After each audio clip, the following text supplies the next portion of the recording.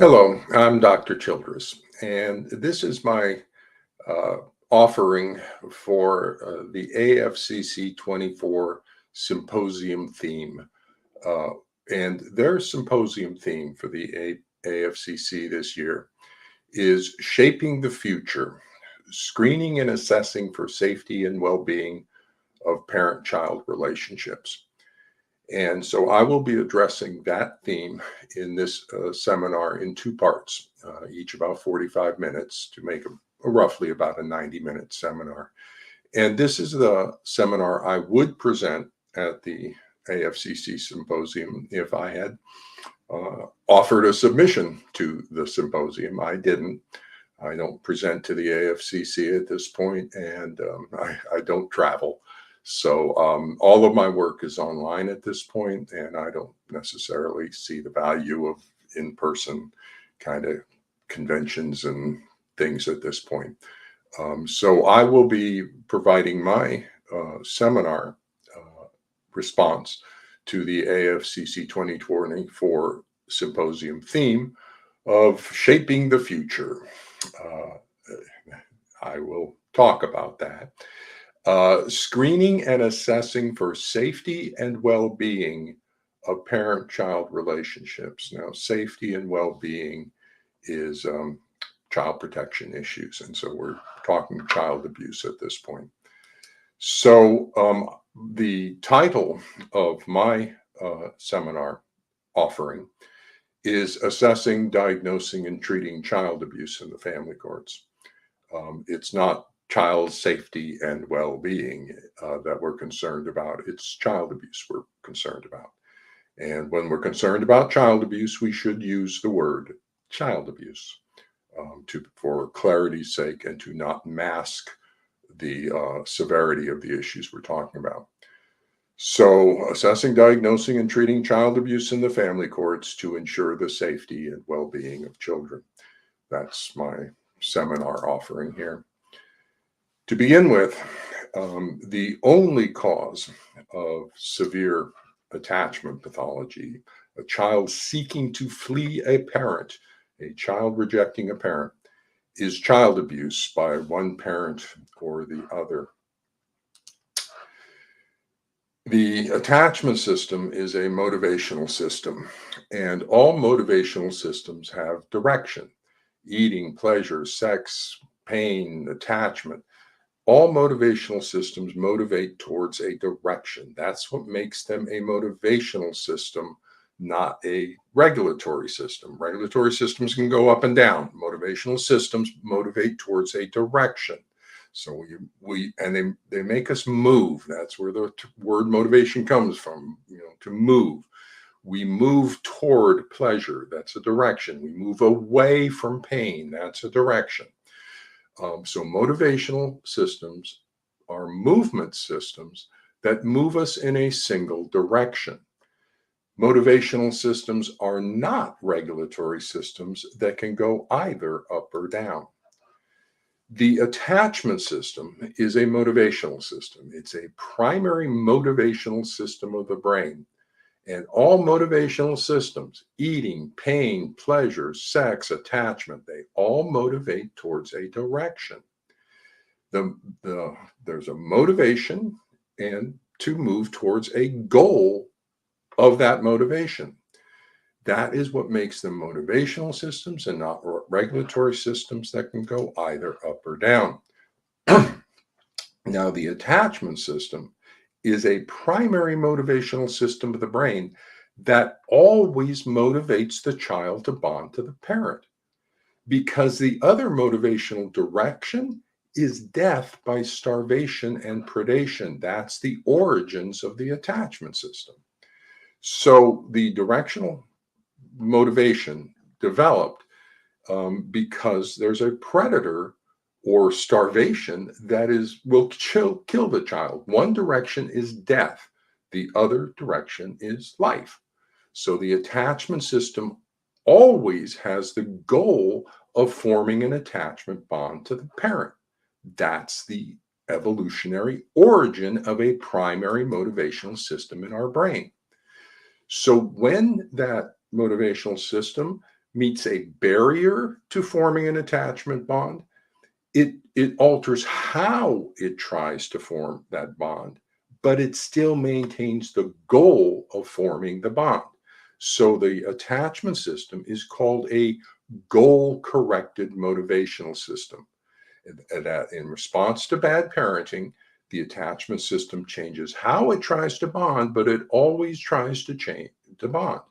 And those various adaptations are called insecure attachments: insecure ambivalent, insecure avoidant, or disorganized, or more recent variations of that. But the child develops insecure attachment. The child never seeks to unattach, because that direction is death by predation and starvation.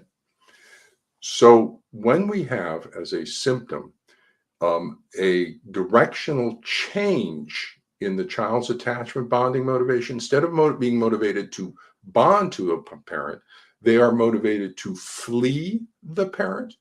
Whenever we have that motivational change in that motivational direction, that's caused by abusive range parenting by that parent. The child's trying to get away from that abusive parent, creating the aberrant motivation. The other possibility, though, is that the abusive parent is the allied parent, and that they're creating a false or factitious attachment pathology in the child for secondary gain to that parent, of manipulating the court's decisions on child custody, of spousal abuse against the targeted parent, and of meeting their own psychological needs. So we potentially have a false attachment pathology being produced in the child. There is no abusive parent. The targeted parent is not abusive. There is no abusive parenting from them that's causing the child to flee. It's actually psychological child abuse from the allied parent. So when we have a directional change in the child's attachment motivations, the child is, instead of seeking the goal of bonding, the child is seeking to flee the parent or sever the bond. That is either the targeted parent abusing the child, or the allied parent is psychologically abusing the child, creating a false or factitious attachment pathology imposed on the child. So in all cases of court-involved custody conflict involving severe attachment pathology displayed by a child, a proper risk assessment for child abuse needs to be conducted to the appropriate differential diagnoses for each parent. All. Okay. Let me emphasize that. All. That every single time we have a child seeking to flee a parent, we need to get a proper risk assessment for child abuse to the appropriate differential diagnosis for each parent. All the time, because that's the only thing that causes a directional change in the child's attachment motivations. So, the only cause of severe attachment pathology, a child rejecting a parent, a 180-degree change in direction of a primary motivational system, is child abuse range parenting by one parent or the other. Either the targeted parent is abusing the child in some way, thereby creating the direction change, or thereby changing the direction of a primary motivational system, or the allied parent is psychologically abusing the child, thereby creating a shared persecutory delusion that changes the direction of the primary motivational system. So, next issue becomes conducting the proper risk assessment for a dangerous pathology. There are three dangerous pathologies: suicide, homicide, and abuse, child, spousal, and elder abuse. Whenever a mental health professional encounters any of these dangerous pathologies, suicide, homicide, or abuse, duty to protect obligations are active, and the mental health professional is required to take one of two steps: either personally conduct a risk assessment for the danger involved, or ensure that a proper risk assessment is conducted. From Wikipedia, duty of care. In tort law, a duty of care is a legal obligation that is imposed on an individual requiring adherence to a standard of reasonable care to avoid careless acts that could foreseeably harm others and lead to claims in negligence. From Wikipedia, duty to protect. In medical law and medical ethics, the duty to protect is the responsibility of mental health professionals to protect patients and others from foreseeable harm. Now, let me point out, I should not have to be speaking or educating doctors about their duty to care and duty to protect obligations. I do, because right now in forensic psychology, the forensic psychologists and forensic custody evaluations are routinely failing in their duty to protect obligations. And so we're dealing with child abuse. We need a proper risk assessment to diagnose which parent is abusing the child, and we're not getting that. And we're not getting a child protection response when the only possible cause of the pathology is child abuse. So, from Davies and Shaw regarding duty of care. Physicians have a legal duty to provide a certain standard of skill and care to their existing patients. The legal duty of care is created when a physician agrees to treat a patient who has requested his or her services. In determining what duty requires, physicians should consider the care they are providing is that which a reasonable physician would provide under the circumstances. Specialists would need to who exercise a higher degree of skill in their area of expertise. So, the patient should never have to explain the pathology to the doctor. Dr. Childress should not have to explain the attachment system to the doctors who are diagnosing and treating attachment pathology. Google ignorance, lack of knowledge or information. If Dr. Childress is explaining the pathology to you, you are ignorant by definition of the English language. You lack knowledge or information. As a doctor, it is your obligation to know. It is not my obligation to teach you. Differential diagnosis, FDIA, persecutory delusion, child abuse. Child abuse assessment. Either the targeted parent is abusing the child in some way, thereby creating the child's attachment pathology towards that parent. The child is motivated to flee that parent. Is that parent abusing the child? Or the allied parent is psychologically abusing the child by creating a shared induced persecutory delusion and false, factitious attachment pathology in the child for secondary gain to the parent. There's your differential diagnosis. Diagnosis 1 of concern is that the targeted parent is abusing the child in some way. Are they physically, sexually, neglectfully, or psychologically abusing the child? That's diagnosis 1, to be ruled in or ruled out, identified or ruled out. Diagnosis 2 of concern is that the allied parent is creating a false disorder, a false factitious disorder imposed on the child, a false attachment pathology, and a shared induced persecutory delusion, which is child psychological abuse with them as a perpetrator and spouse or partner abuse psychological. So those are the relevant DSM-5 diagnoses that need to be applied in every case of severe attachment pathology as a child seeking to flee a parent in the midst of court-involved custody conflict of some sort. Diagnosis 3 of relevance would be the child's DSM-5 diagnosis, and this would be my offering of consideration for that. Adjustment disorder, a disturbance to emotions and behavior. That's a trauma category disorder, and the pathology is the transgenerational transmission of trauma.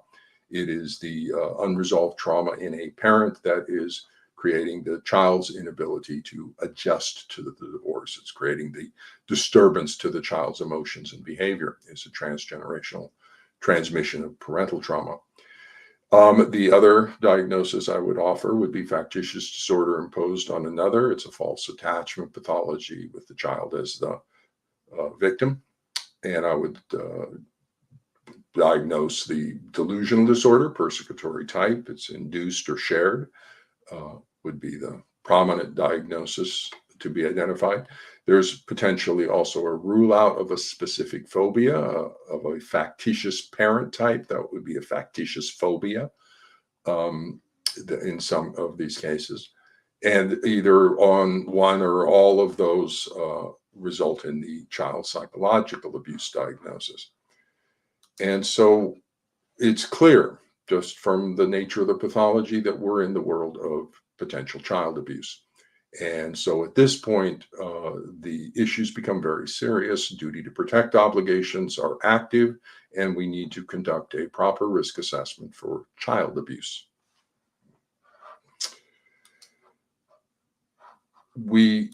So now let's address the issue of using euphemisms for child abuse that hide child abuse and prevent treatment for child abuse. Using euphemisms of made-up pathology labels hides the child abuse from the court's understanding and prevents appropriate intervention for the child abuse. It is not parental alienation. It is child abuse. It is not resist-refuse dynamic. It is child abuse.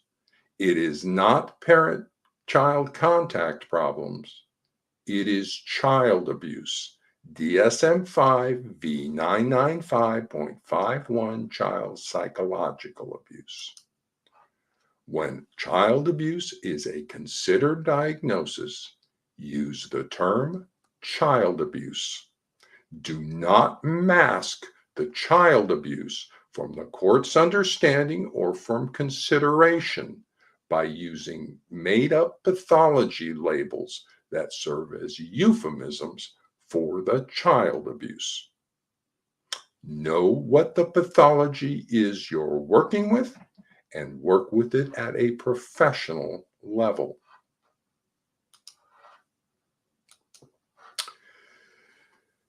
Forensic psychologists, forensic custody evaluators are routinely failing to conduct a proper risk assessment for the differential child abuse diagnoses involved. Forensic custody evaluators are routinely failing in their duty to protect obligations on two separate counts: failure to protect the child from child abuse and failure to protect the targeted parent from spousal psychological abuse by the allied parent using the child as a weapon. Negligent assessment. Google negligence. Failure to take proper care in doing something. From the Cornell Law School definition of negligence. Negligence is the failure to behave with the level of care that a reasonable person would have exercised under the same circumstances. Either the person's actions or omissions of actions can be found negligent. The omission of actions is considered negligent only when the person had a duty to act. My role in the family courts, part of my role right now, is to provide second opinion review of forensic custody evaluations. And I am stating this opinion from experience. Forensic custody evaluators are routinely failing to conduct a proper risk assessment for the potential child abuse diagnoses involved and are routinely failing in duty to protect obligations as a result. Let's now talk about misdiagnosis and boundaries of competence.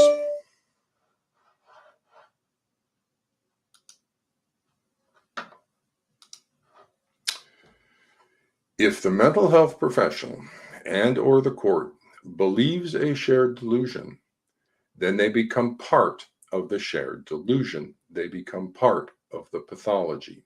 That is a unique feature of this particular pathology, a shared delusional disorder. When the pathology, the shared delusion, is the psychological abuse of the child by the allied parent, the professional and or the court become part of the child abuse.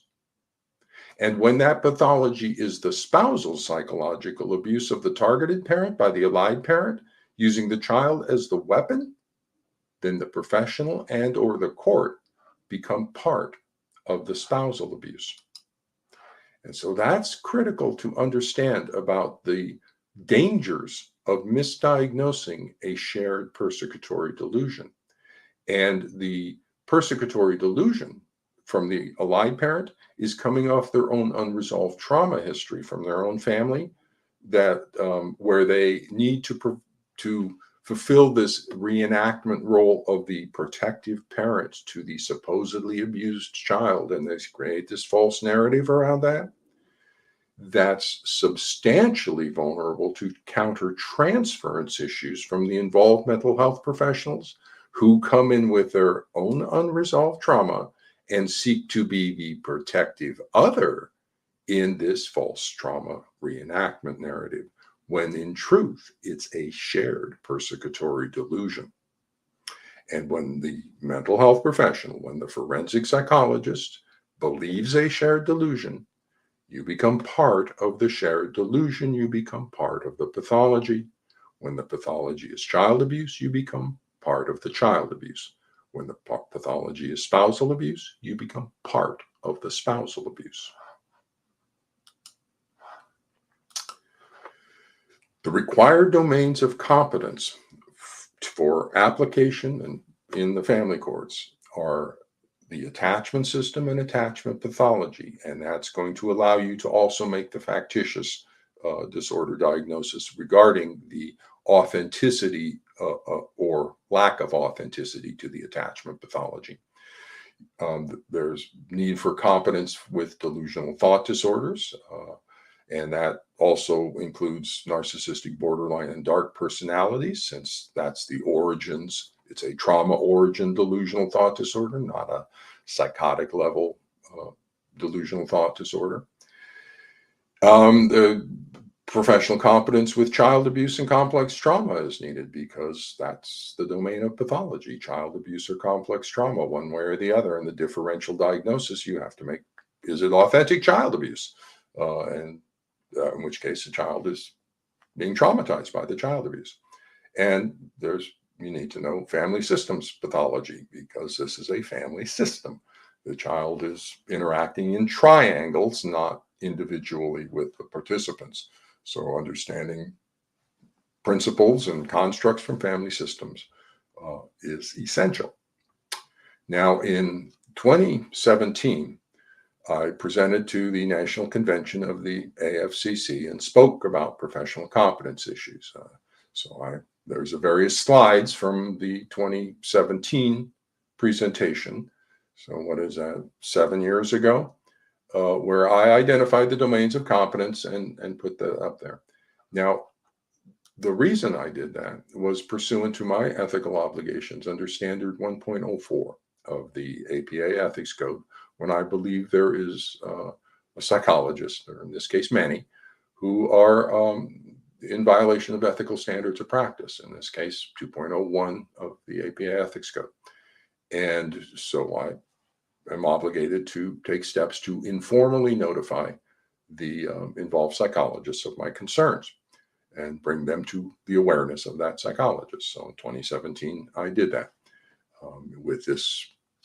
At this point, I'm taking further action appropriate to the situation, because my 2017 presentation to the AFCC resulted in no resolution of the concerns.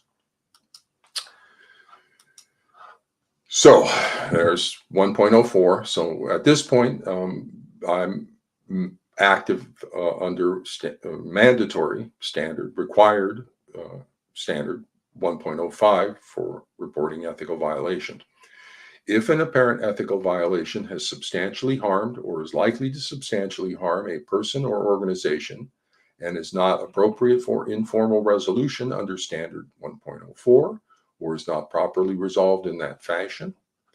So let me just speak to that section, which is, yes, it has the violations, I believe, to the boundaries of competence requirements from forensic psychologists in the family courts has substantially harmed, and I believe will continue to substantially harm children and families in the family courts.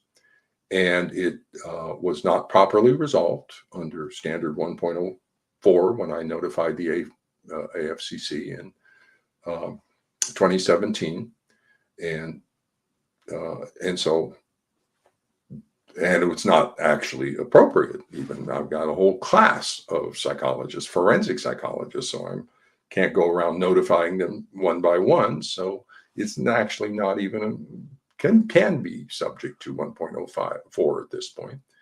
Then, if those criteria are met, which they are, psychologists take further action appropriate to the situation. So again, let me emphasize that point. That's a requirement. That's API Ethics Code is mandatory for all psychologists. Ethical practice is not optional. And there's reasons for ethical standards of practice, and there's reasons for standard 1.04 and 1.05. And so I have reached the point where there's substantial harm. It's not been resolved through informal notification, or it's not appropriate under that. And there's likely to be continued substantial harm regarding concerns around Standard 2.01 boundaries of competence. And so I am required to take further action appropriate to the situation. Now, what is that further action? The APA offers some suggestions. They say such action might include referral to state or national committees on professional ethics, to state licensing boards, or to the appropriate institutional authorities. So I would anticipate the AFCC would be one of those appropriate institutional authorities. The AFPA might be as well. And then we'll consider why the licensing boards are not enforcing ethical standards of practice. So when possible, child abuse is a considered diagnosis. The return diagnosis needs to be accurate 100% of the time, because the consequences for misdiagnosing child abuse are too devastating to the child. The diagnosis for a delusional thought disorder is a mental status exam of thought and perception. Martin describes that the mental status exam of thought and perception is difficult to conduct and requires considerable training and experience. Of all portions of the mental status exam, the evaluation of a potential thought disorder is one of the most difficult and requires considerable experience. The primary care physician will frequently desire formal psychiatric consultation in patients exhibiting such disorders. Forensic custody evaluations are a failed experiment in service delivery. Emphasize this: there is no history for this thing called forensic custody evaluations in any aspect of healthcare in any of our prior history throughout ever. Okay, we've had healthcare, we've had diagnosis, we've had treatment, and that's been an evolving professional field for a substantial time. Forensic custody evaluations were developed in the 1980s as an experiment in service delivery to the family courts. They are a failed experiment. Forensic custody evaluations are a failed experiment in service delivery to a vulnerable population. Forensic custody evaluations in the family courts need to end, and clinical psychology diagnosis and treatment needs to return to court-involved custody conflict. A clinical diagnostic risk assessment for child abuse needs to be routinely conducted to the appropriate differential diagnoses for each parent in all child custody cases involving severe attachment pathology displayed by the child, a child rejecting a parent. All. And I would cite to the New York Blue Ribbon Commission on Forensic Custody Evaluations, and there is a wonderful YouTube discussion by two of the commissioners regarding their findings. So you can Google the discussion of the New York Blue Ribbon Commission report on forensic custody evaluations. And I would recommend that all forensic custody evaluators and lawyers, family court lawyers and judges, Google this, state legislators, listen to the discussion, inform yourself about what the practice of forensic custody evaluations actually entails, so that you can make informed decisions about what to do for mental health services in the family courts. So from that report of the New York Blue Ribbon Commission on Forensic Custody Evaluations, an independent review of the practice, ultimately, the commission members agree that some New York judges order forensic evaluations too frequently and often place undue reliance upon them. Judges order forensic evaluations to provide relevant information regarding the best interests of the children, and some go far beyond an assessment of whether either party has a mental health condition that has affected their parental behavior. In their analysis, evaluators may rely on principles and methodologies of dubious validity. In some custody cases, because of a lack of evidence or the inability of the parties to pay for expensive challenges of an evaluation, defective reports can thus escape meaningful scrutiny and are often accepted by the court with potentially disastrous consequences for parents and children. By an 11-9 margin, a majority of commission members favor elimination of forensic custody evaluations entirely, arguing that these reports are biased and harmful to children and lack scientific or legal value. At worst, evaluations can be dangerous, particularly in situations of domestic violence and child abuse. These members reached the conclusion that the practice is beyond reform and that no amount of training for courts, forensic evaluators, and/or other court personnel will successfully fix the bias, inequity, and conflict of interest issues that exist within the system. So here's their description. Forensic custody evaluations produce defective reports with potentially disastrous consequences for children and parents. They are harmful to children.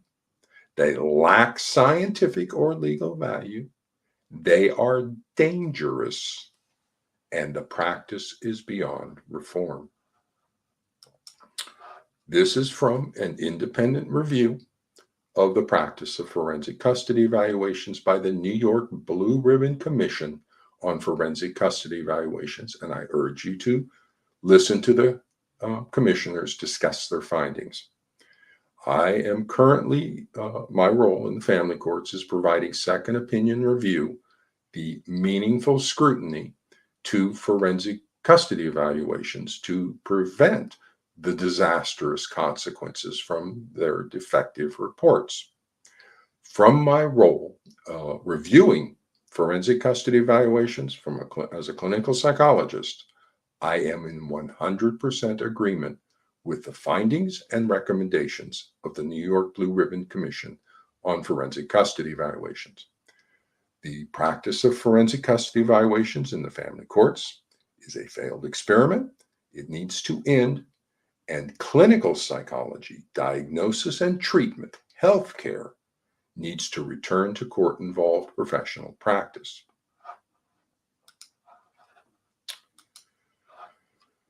In the absence of child abuse, now this is the mindset of clinical psychology regarding custody in the family courts. In the absence of child abuse, parents have the right to parent according to their cultural values, their personal values, and their religious values. In the absence of child abuse, each parent should have as much time and involvement with their child as possible. And in the absence of child abuse, to restrict either parent's time and involvement with the child would damage the child's attachment bond to that parent, thereby harming the child and harming that parent. The question for the doctors is there child abuse? So let's talk about APA ethics code and ethical standards of practice. Boundary 2.01, boundaries of competence. Psychologists provide services, teach, and conduct research with populations and in areas only within the boundaries of their competence based on their education, training, and supervised experience, consultation, study, or professional experience. The domains of knowledge required for competence with court-involved custody conflict include attachment pathology. It is an attachment disorder. You need to understand the attachment system. Delusional thought disorders, that's a differential diagnosis of possible shared persecutory delusion. Child abuse and complex trauma, it's child abuse one way or the other. We're going to have a complex trauma one way or the other, either directly from child abuse or rippling through the transgenerational trauma. We have personality disorder pathology, narcissistic, borderline, dark spectrum personality pathology that needs to be understood. Dark personalities are highly manipulative, and we have a case of potentially manipulating the court and manipulating mental health people. Factitious disorders, we have a false attachment pathology, so understanding factitious disorders, factitious disorder imposed on another, and then there's understanding the signs and features of and how to diagnose factitious disorders is required. And family systems constructs and principles, since this is a family conflict, and the psychologists assessing a family conflict need to understand how families function and dysfunction. So those are the domains of required competence. I would also note that boundaries of competence, section C, notes that psychologists planning to provide services, teach, or conduct research involving populations, areas, techniques, or technologies new to them undertake relevant education, training, supervised experience, consultation, or study. The domains that you need to be competent in are delusional thought disorders, attachment pathology, factitious disorders, personality disorder, pathology, and family systems. If you are not competent in all of those, then you should be activating under standard 2.01C to acquire the competence in all of those domains. There's no acceptable level of incompetence. Then I will also note section D. When psychologists are asked to provide services to individuals for whom appropriate mental health services are not available, or for which psychologists have not obtained the competence necessary, psychologists with closely related prior training or experience may provide such services in order to ensure that services are not denied if they make a reasonable effort to obtain the competence required by using relevant research, training, consultation, or study. You are not allowed to be incompetent. You are not allowed to be ignorant. If you're a doctor working with a pathology, you need to know the pathology. Now, when I was trained at Children's Hospital of Los Angeles with the physicians there, and my practice with Dr. Nectarline at NIMH Research in Schizophrenia and Dr. Swanson, NIMH Research on ADHD. The definition of competence for a doctor is to know everything there is to know about the pathology and then to read journals to stay current. That's a definition, to know everything there is to know about the pathology and read journals to stay current. So for this pathology, we have attachment, delusional thought disorders, personality disorders, family systems, complex trauma, factitious disorders. All of it is required for competence. There's no acceptable level of incompetence when working with children in the family courts. 2.04, Bases for Scientific and Professional Judgments. The psychologist's work is based upon the established scientific and professional knowledge of the discipline, the established knowledge that should be applied in cases of court-involved custody conflict are delusional thought disorders, attachment pathology, factitious disorders, personality disorders, pathology, family systems pathology as well. Standard 9.01 of the APA Ethics Code, psychologists base their opinions contained in their recommendations, reports, and diagnostic or evaluative statements, including forensic testimony, on information and techniques sufficient to substantiate their findings, and they cite specifically, see also Standard 2.04, Bases for Scientific and Professional Judgments, the information on which you should be basing your opinions is the established knowledge of delusional thought disorders, attachment pathology, factitious disorders, personality disorder pathology, and family systems. And let me point out again, ethical standards are mandatory for all psychologists. Okay, it's required. Ethical practice is not optional. And so these standards, 2.01, 2.04, 9.01, citing back to 2.04, are all required professional practice.